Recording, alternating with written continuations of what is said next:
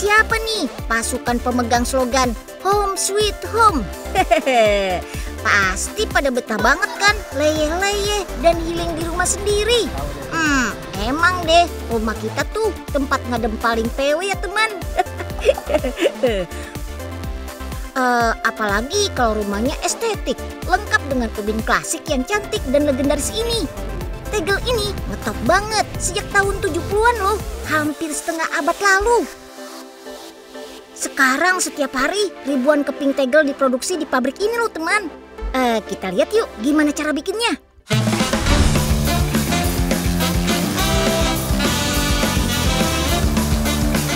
Bahannya cuma 2, yaitu semen dan pasir. Istimewanya, semua prosesnya dilakukan handmade alias dibikin pakai tangan. Ini yang bikin motif tegel gak bisa 100% seragam. Tapi keunikan ini nih yang nilai seninya jadi tinggi banget teman. Desainnya kudu dipilih dulu teman. Kita juga bisa loh custom desainnya sesuai kebutuhan dan keinginan kita. Sekarang udah berkembang sampai hampir 800 desain. Wih. Nah, biar motifnya muncul, cetakan kayak gini nih yang jadi andalan teman. Mirip kayak canting buat bikin batik ya. Mesti telaten dan hati-hati nih waktu menuangkan pewarna pada lubang cetakan. Terus goyangkan supaya warna tersebar merata. Baru deh masukkan semen, pasir, dan campuran keduanya. Kalau proses ini malah kayak lagi bikin kue ya teman.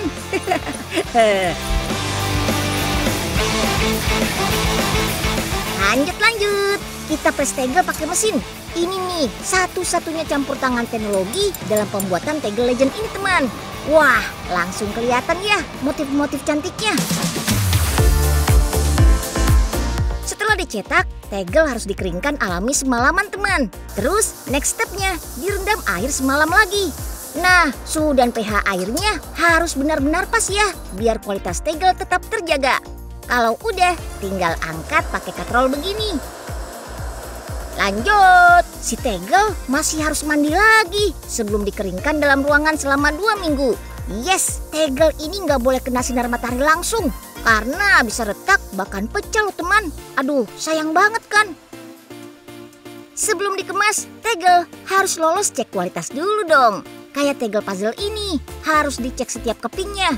Terus dicoba, kalau pas dipasang motifnya cocok, artinya kamu lolos deh tegel.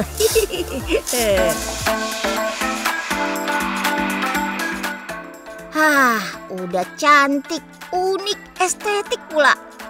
Pantes aja sekarang tegel klasik ini makin moncer pamornya. Kafe dan hotel ternama banyak banget yang pakai tegel ini buat kesan kuno dan retro. Bahkan bangunan bersejarah kayak Keraton Yogyakarta dan Lawang Sewu di Semarang pakai tegel ini juga saat renovasi. Psst, bocorannya nih, Istana Presiden di Ibu Kota Nusantara atau IKN nanti juga bakal pakai tegel ini juga loh. Super cool. Nah, tegel kayak gini emang cocok banget buat hunian tropis kayak di negara kita teman. Karena awet banget, daya serap airnya juga tinggi banget karena permukaannya berpori kecil. Efeknya rumah jadi dingin dan sejuk deh walaupun tanpa AC. Mantap. Nah, biar selalu tampil mempesona, si cantik ini juga kudu dirawat teman. Gak susah kok merawatnya. Cuma harus rajin dibersihkan, disapu, dan dipel rutin. Boleh pakai cairan pembersih, asalkan yang pH-nya normal ya. Dan beberapa bulan sekali, boleh banget dipoles ulang pakai bubuk Osasir. Biar si tegel tetap glowing, walaupun umurnya udah puluhan tahun.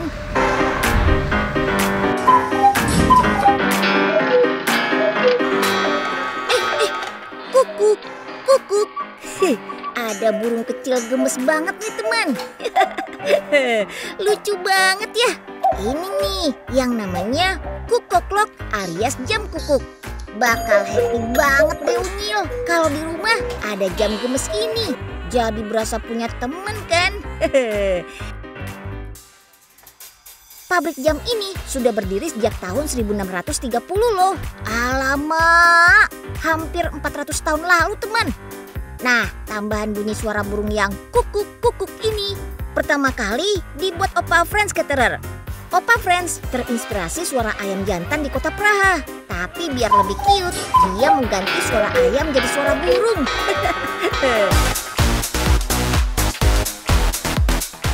Wah, pas banget. Om Gerhard Berger mau siapin kayu yang akan dipahatnya jadi bingkai jam kukuk. Ini kayu pohon linden yang dikenal kuat, tahan lama, tapi mudah dibentuk. Wih, lihai banget Om Gerhard mainkan pisaunya yang super tajam. Hati-hati ya Om. Habis itu, kayu dipotong-potong sesuai kebutuhan pola. Lanjut, kayu akan dicetak membentuk bingkai dengan penanda cat semprot begini. Sip, tinggal potong mengikuti tanda cat ini aja deh. Setiap hari bisa 100 bingkai jam diproduksi di sini. Kalau udah jadi, tugas Om Gerhard lanjut lagi buat memahat jam kukuk ini. Saking jagonya, Om Gerhard cuma butuh 1 jaman aja buat memahat 1 bingkai kecil begini. Kalau yang gede, bisa makan waktu sampai 2 hari. Abisnya 1 set bingkai jam begini banyak banget perintilannya. Sampai ada 12 bagian detail, termasuk hiasan bunga dan burung imutnya ini. Keren banget kan? Selain bingkai jamnya, rumah buat burungnya juga harus dibikin. Biar si kukuk punya rumah buat pulang. Kalau udah siap semua, lanjut deh diwarnain. Bagian rumah, hiasan, bingkai dan bagian jamnya akan diwarnai coklat tua natural begini. Terus lapis deh pakai pernis biar mengkilat dan awet. Jangan lupa lukisan burungnya ya, biar makin imut.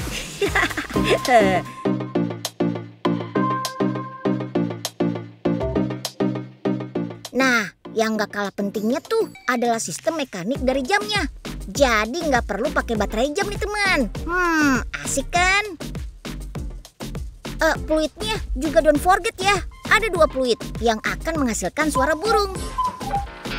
Kukuk, kukuk.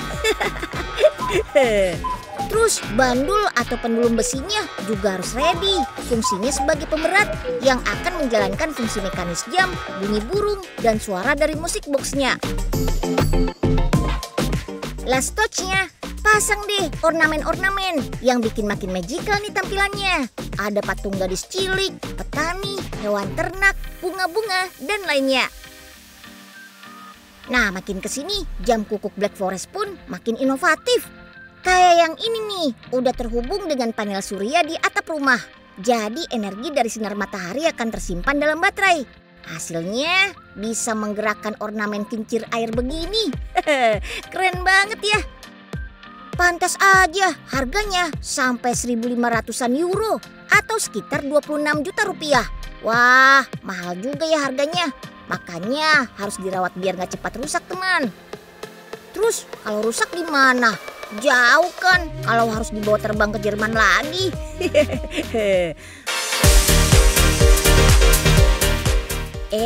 Untungnya teman, di Indonesia udah ada kok pusat reparasi resmi jam kukuk yang terafiliasi langsung dengan pabriknya di Jerman. Mantap, udah pasti terpercaya deh kalau begini caranya.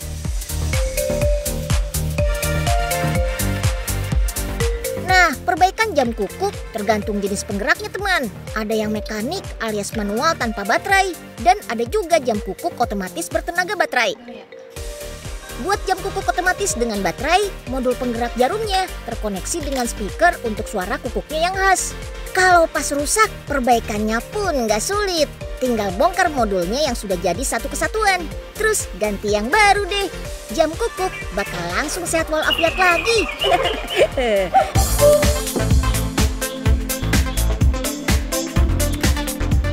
Lain cerita dengan perbaikan jam kukuk mekanis kayak gini nih teman. Jam jenis ini nggak pakai motor elektrik sama sekali. Semuanya bekerja manual secara mekanis. Jam kukuk model ini dijamin jauh lebih awet.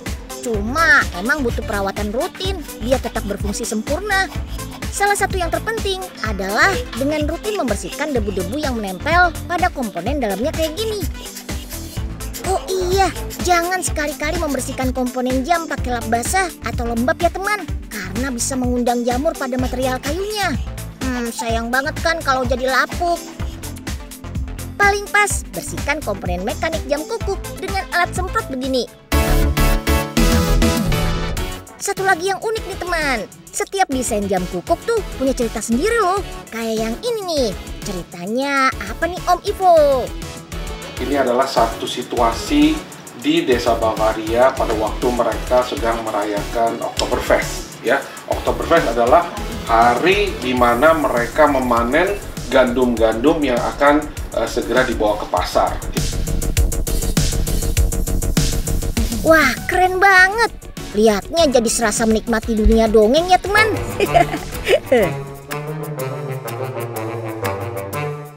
Wah, ini dia jam kukuk yang legendaris itu. Tapi mana burung kukuknya? Kok cuma ada boneka-bonekanya aja sih?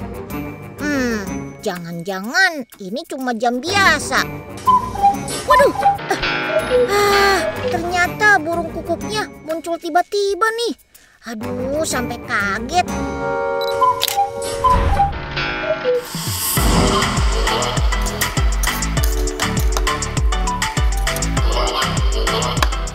Teman, seseruan rame-rame di rumah tapi tanpa makan-makan. Yah, udah pasti rasanya bakal hampa dong ya. Makanya kita wajib siapkan sesuatu yang yummy. Bisa diicip bareng Besti dan keluarga. Rasa setelah restoran, tapi bisa disajikan persis di depan pintu rumah kita. Perfect nggak tuh? Menunya pun gak recehan teman. Ada sajian barbeque dengan menu teppanyaki yang super lengkap. Kita tinggal telepon aja, pesan, lalu pasukan home service akan langsung meluncur ke depan pintu rumah kita.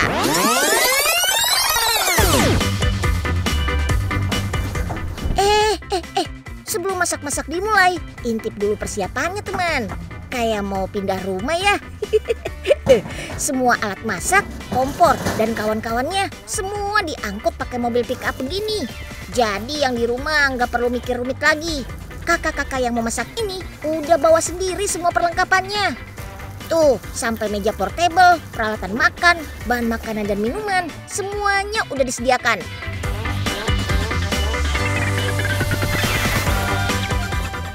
Lanjut, wush, langsung meluncur ke alamat pemesan teman.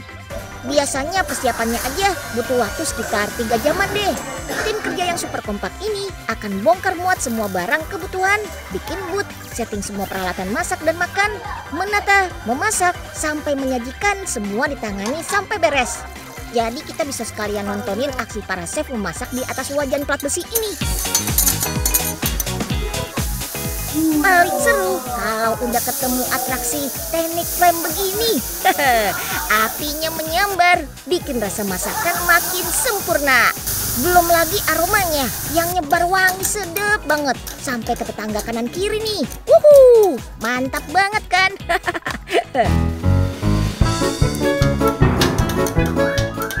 Zah, jat, wih, wah. Unyil beneran tersepona nih sama aksi chefnya.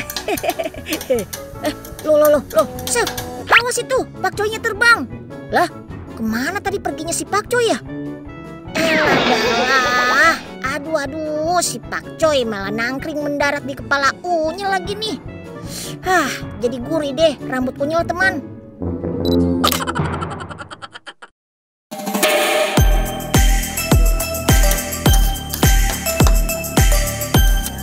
Sekarang waktunya kita icip hasil karya para chef tadi teman. Menunya banyak. Ada ayam, daging tenderloin dan sirloin, aneka seafood, lengkap dengan bumbu teriyaki yang mantap surantap. Biar menu sehat seimbang, tumisan sayur toge, wortel, pakcoy dan tofu, jangan lupa disantap juga teman. Pakai nasi anget makin pas, biar kenyangnya nampol. Wah, ini sih definisi home sweet home the next level nih teman.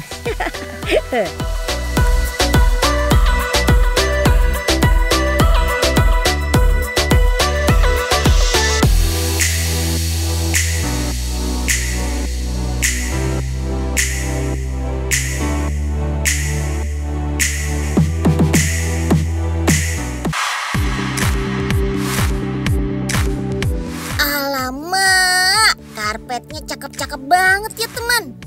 Warnanya merona, bikin rumah jadi ceria. Ini nih salah satu yang bisa bikin kita betah di rumah.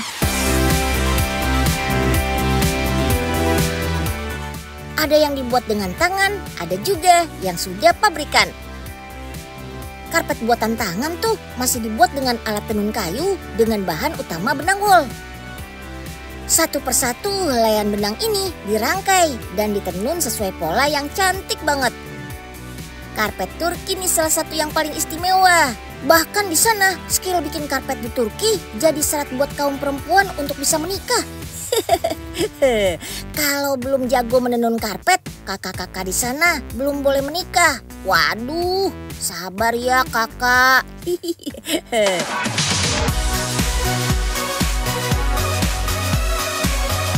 Nah, kalau karpet buatan pabrikan biasanya pakai benang sintetis polipropilen. Harganya jelas lebih murah dibanding benang wol alami. Tapi karpet ini lebih gampang dibersihkan. Warnanya cerah ceria dan pastinya lebih kuat dan awet. Lihat tuh, 20 buah mesin rajut kerja bareng-bareng membuat belasan meter karpet setiap harinya. Setiap mesin bisa menghabiskan 16.000 kon benang.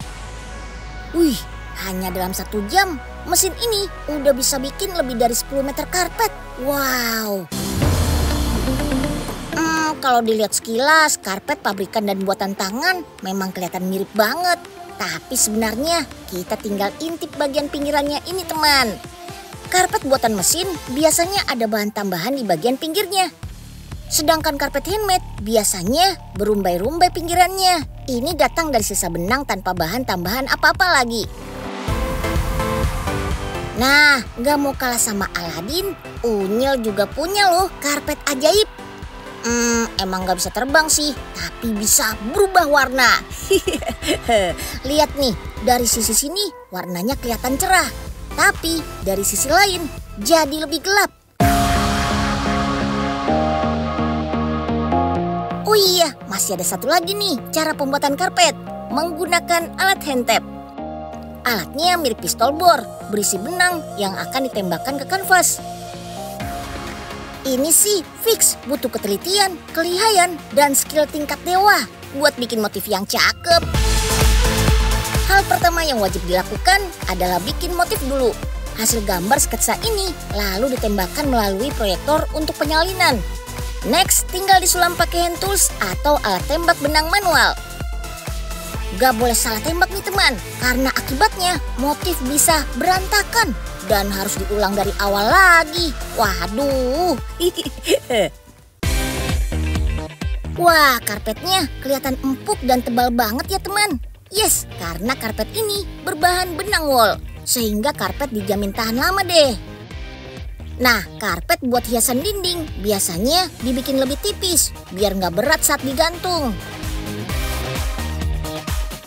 Kalau karpet sudah selesai dikerjakan, baru deh karpet dikasih alas yang diperkuat dengan lem latex.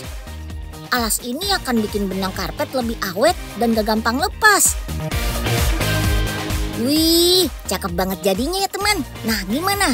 Mau pasang juga di rumah atau kamar kalian? Biar makin home sweet home gitu.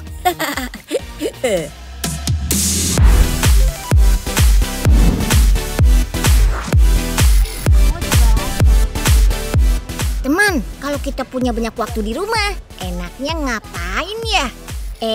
Jangan keburu kebayang kita bakal mati gaya dong teman. Asli deh, enak banget kegiatan seru yang bisa kita lakukan di rumah. Misalnya, menggambar dan mewarnai. Pakai pensil warna yang keren, biar makin lengkap ilmu kita. Yuk, kita sambangi langsung pabriknya teman. Pensil-pensil ini terbuat dari kayu basswood atau linden yang kandungan airnya kurang dari 5%. Jadi mudah dibentuk dan gak gampang patah. Proses pembuatan pensil warna dimulai dengan memberi alur pada papan-papan kayu ini. Masing-masing 10 alur dengan mata pisau khusus. Setelah itu, lapisi alur papan pakai lem untuk merekatkan papan kayu dengan lid alias isian pensilnya. Namanya juga pensil warna ya, pastinya isiannya warna-warni. Bahannya grafit dan karbon, juga campuran tanah liat, lilin, dan pewarna. Don't worry, semua bahan ini dijamin aman untuk anak-anak. Lanjut, tempel papan yang sudah diisi lid dengan papan sejenis di atasnya. Proses ini disebut sandwich karena bentuknya memang jadi mirip roti lapis. Next, proses clamping atau memberi tekanan selama sekitar 1 jam agar kedua lapisan papan bisa merekat kuat. Ukuran pensil warna standar adalah 176 mm. Biar semua panjangnya sama, potong dulu kedua ujungnya. Baru abis itu, batang pensil dibentuk hingga menghasilkan pola tertentu. Ada yang segi 6, bulat atau segitiga, biar pensilnya lebih mudah digenggam.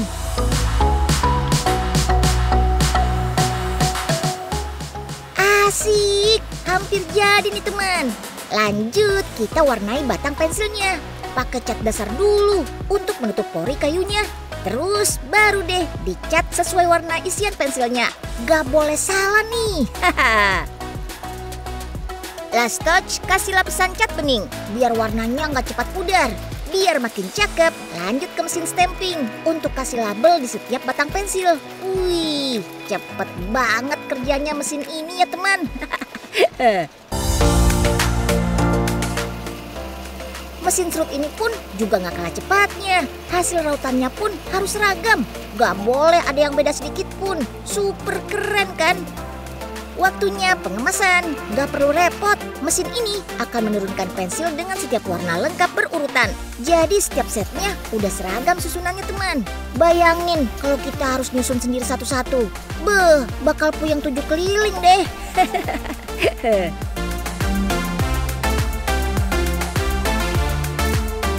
Satu set pensil warna berisi 12 sampai 48 set warna. Kita tinggal pilih sesuai kebutuhan aja. Pensil ini bisa dipakai di atas kertas, kanvas, papan, atau media lainnya. Bahkan kalau dipulas dengan kuah basah begini, akan menghasilkan efek pewarnaan seperti cat air. Cakep!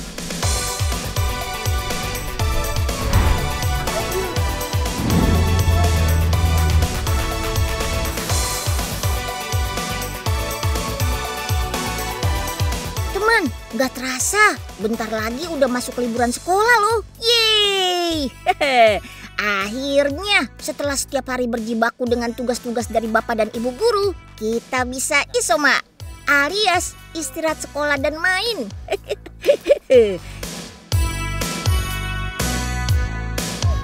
Nah, biar otak kita tetap dapat nutrisi yang cukup, kita mainnya sekalian belajar dong teman.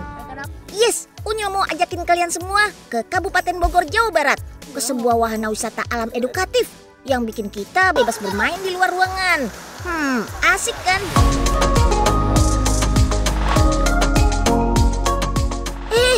Awas! Aduh, itu kok ada tikus cimit balapan lari? Bukan tikus tuh teman, itu namanya hamster. Kayaknya si hamster paham banget mensana incorpore sano nih. Jadi pada hobi ikutan lari maraton begini. Ayo, siapa nih yang jadi juaranya? Yes, di sini tuh gak cuma tanaman doang yang bisa dikepoin. Mau bestian sama aneka fauna juga bisa banget. Tuh, ada gecko gemes yang warnanya super ngejreng kayak gini teman. Bearded dragon yang biasa hidup di daerah gurun, atau ball python, si paling jago ngeliuk dengan warna eksotis kayak gini. Don't worry, mereka nih jinak teman. Tampangnya aja sangar, tapi lembut hati, kayak Unyil.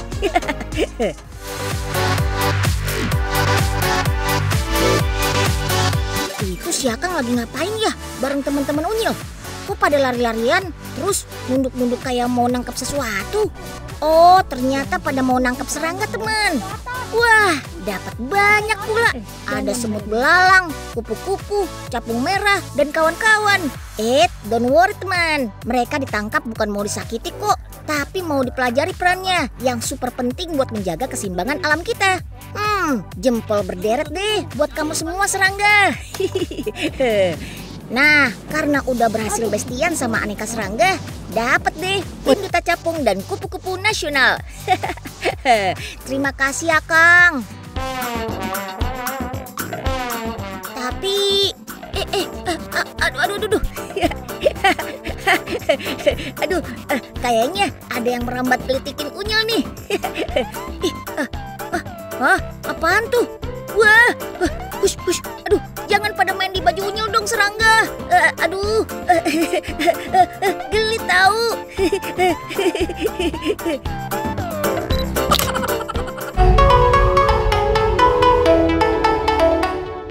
Teman, mesin apaan nih? Wah, lucu ya, cairan kuning segar yang keluar dari mulutnya. Langsung berubah wujud jadi bulat-bulat begitu masuk wadah penampung ini. Oh, ternyata ini mesin pembuat jeli, teman. Wah, pas banget nih. Unyil juga lagi pengen cemilan yang seger banget buat nongki asik di rumah. Jeli lah jawabannya. Mau diolah jadi apa aja, dijamin enak rasanya. Bikin kongko di rumah jadi makin betah. Biar makin lengkap pengetahuan kita, yuk kita lanjut ekspor pabriknya, teman. Bahan utama pembuatan jeli tuh cuma 3, tepung rumput laut, air, dan gula. Pastinya dengan takaran yang pas ya. Ini nih yang bikin kandungan serat dan karbohidratnya menyehatkan pencernaan kita. Jeli yang cakep tuh kudu perfect paduan kenyal dan manisnya. Makanya kualitas bahan selalu jadi perhatian utama. Biar jajanan kita nggak cuma enak rasanya, tapi juga sehat buat badan kita. Apalagi jeli yang ini dibuat tanpa bahan pengawet, teman. Kunci bikin jeli dengan bentuk yang cute tuh ada di proses nyetaknya, teman. Harus pas masih panas. Kalau udah dingin, ya keburu mengeras nanti. Kayaknya gampang ya. Tinggal pencet-pencet aja botol aplikatornya. Padahal harus ekstra hati-hati nih, teman. Meleset dikit bisa beda hasilnya. Hasilnya gemes banget. Jeli kenyal berbentuk mirip telur, tapi rasanya seger kayak buah-buahan.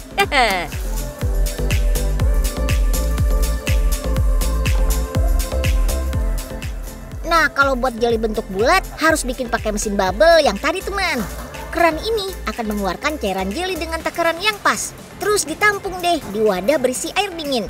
Jadinya bubble-nya seragam bentuknya. Kayak gini, mirip telur ikan di masakan Jepang ya, teman.